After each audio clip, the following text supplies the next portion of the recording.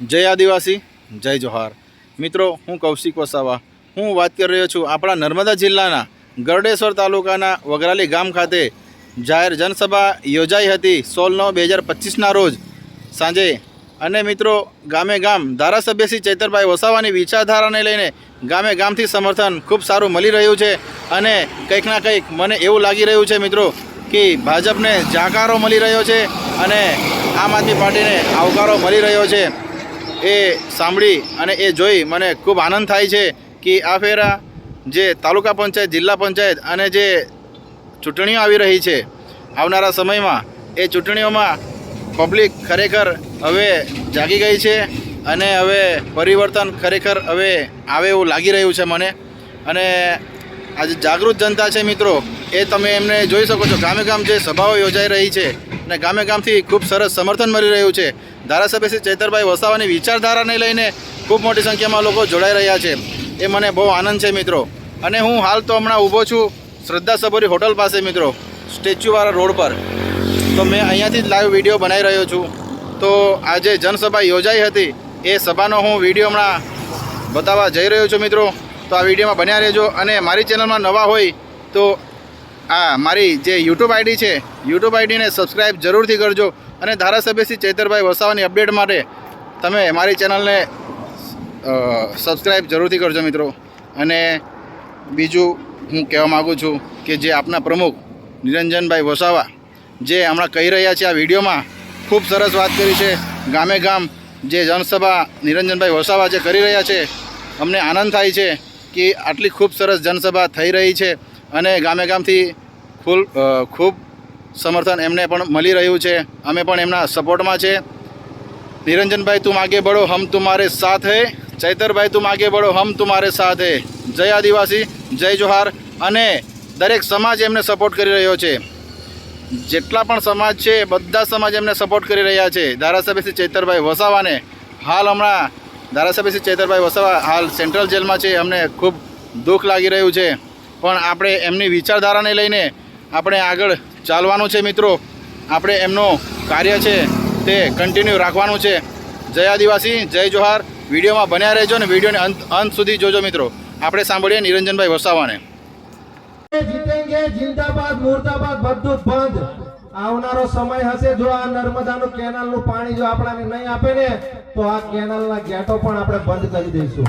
એ ભલે પછી એ પાણી રેલમ છેલમ થાય, જે થવું હોય તે થાય। તૈયાર છો ને બધા? કેમ કે જો આપણા જ વિસ્તારમાંથી આ ડેમ બનતો હોય ને જો આપણાને જ પાણી ના મળતું હોય તો એને શું કરવું પડે? એને બંધ કરી દેવો પડે। બંધ કરી દેવા માટે અમે તો તૈયાર છે, ગોળીઓ ખાવા માટે।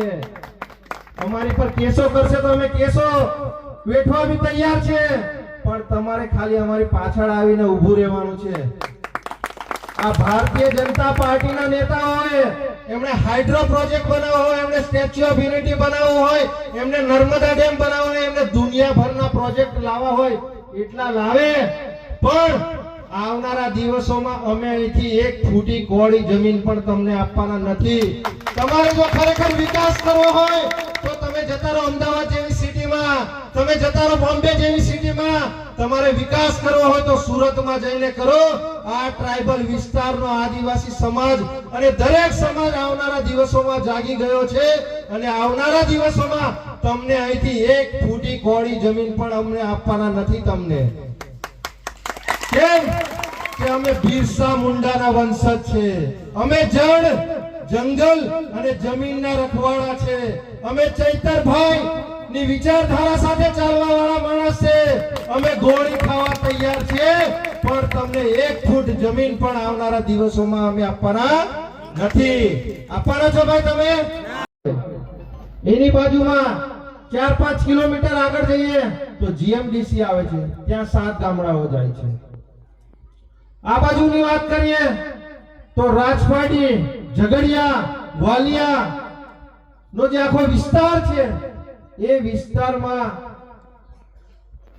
1500 થી 2000 હેક્ટર જમીન જાય છે, ત્યાં નીચે કોલસો નીકળ્યો છે।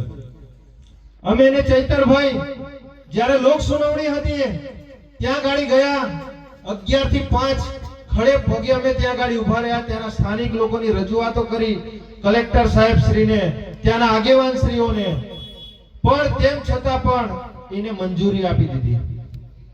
આજે આપણા ગામમાં જો દેશના વડાપ્રધાને પણ કે ગુજરાતના મુખ્યમંત્રીએ પણ જો અહીંયા ગાડી એક કોદાળી પણ મારવી હોય ને તો આપણી પરમિશન લેવી પડે.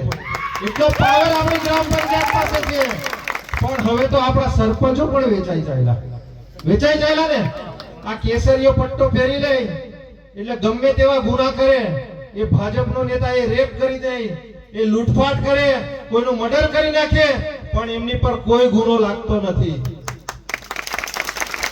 પણ જ્યારે આપણા સમાજમાંથી આવેલા અને દેડિયાપાડામાંથી ચૂંટાયેલા ધારાસભ્ય જો આપણા સમાજ માટે અવાજ ઉઠાવે અને જે વર્ષોથી જે આ કરોડો રૂપિયાની ગ્રાન્ટ આ ભારતીય જનતા પાર્ટીના અને કોંગ્રેસના નેતાઓ બેસી અને કરોડોનું જે બજેટ છે, 1 કરોડ રૂપિયાનું બજેટ એજન્સીઓને આપીને જે ભ્રષ્ટાચાર કરે છે અને બહારના લોકો આવીને અહીંયા ગાડી વહીવટ કરે છે, એના માટે અવાજ ઉઠાવે છે, તો એવા લોકો પર એક સામાન્ય પાણીના ગ્લાસ દ્વારા 307 ની કલમ લગાવી દેવી છે.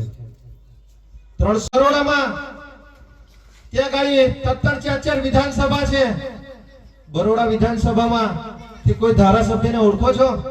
આજે એક આપણી જેવા જ એક નાનકડા ગામના પરિવારમાંથી આવેલો દીકરો આજે એને સમગ્ર ગુજરાતમાં અને આજે એને દેશમાં નામના કરી દીધી છે. એ ડેડિયાપાડાની બદોબત છે. ડેડિયાપાડાના લોકોએ એને ખોબલે મત આપ્યો. એના લીધે આજે આ જે 30 વર્ષથી આ સાંસદ રાજ કરે છે ને તે પણ ધરુજી રહ્યા છે. અને આવનારા દિવસોમાં તાલુકા પંચાયત, જિલ્લા પંચાયતની ચૂંટણી છે. આ ભારતીય જનતા પાર્ટીના નેતાઓને ટેન્શન આવી ગયું છે કે ભાઈ જો આ ચૈતરભાઈ જો છૂટો ને તો ગુજરાત પણ આખા ટ્રાઇબલ વિસ્તારમાં સુપર સાફ કરી નાખશે. સાચી વાત ને? કેમ કે આજે ચૈતરભાઈ 2-2.5 વર્ષમાં એટલી તો એમણે આપણા સમાજમાં ને આખા ગુજરાતમાં એટલું તો કરી દીધું છે કે આજે દરેક ગામે ને આજે દરેક ઘરે આજે ચૈતર વસાવા પેદા થઈ ગયો છે.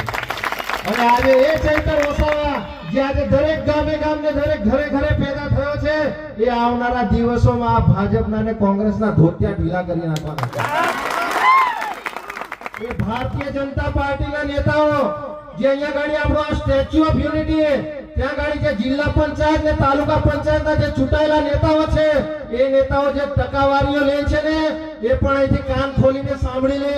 જે આપણા જમીનોનો સોદો કરી રહ્યા છે ધારાસભ્યો કે સાંસદ સભ્યો, તમારે હજુ હવે આ 3 મહિના છે. આવનારા દિવસોમાં 1.5 થી 2 મહિના 2 વર્ષ તમારે જેટલું રાજ આ ટ્રાઇબલ પર કરી લેવું હોય એટલું કરી લેજો. પણ આવનારા દિવસોમાં દરેક સમાજ અને આદિવાસી સમાજ આવનારા દિવસોમાં તમને હવે ચમત્કાર બતાવી દેશે. જે લોકોની જમીનો હતી, જે લોકો બાપ દાદાથી વર્ષોથી એ લોકો જમીનો ખેડતા હતા, આજે તે બિચારા જમીન વિહોણા થઈ ગયા. એમને આ ભાજપના નેતા કહેતા હતા તમને નોકરીઓ આપશો, તે બિચારાઓ નોકરી પણ નથી કરતા. બિચારાઓ ઝાડુ મારે છે, ત્યાં ગાડી ઝાડુ પોતું કરે છે.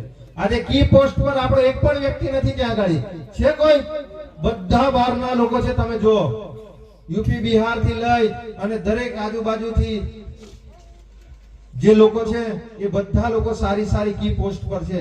અહીંયા ગાડી નર્મદા જિલ્લામાં એક જ કલેક્ટર હોય, અહીંયા તો 2-3 કલેક્ટર આવી ગયા. નર્મદા જિલ્લામાં એક જ જિલ્લામાં એસપી હોય, અહીંયા 2-3 એસપી આવી ગયા. વિચાર કરો.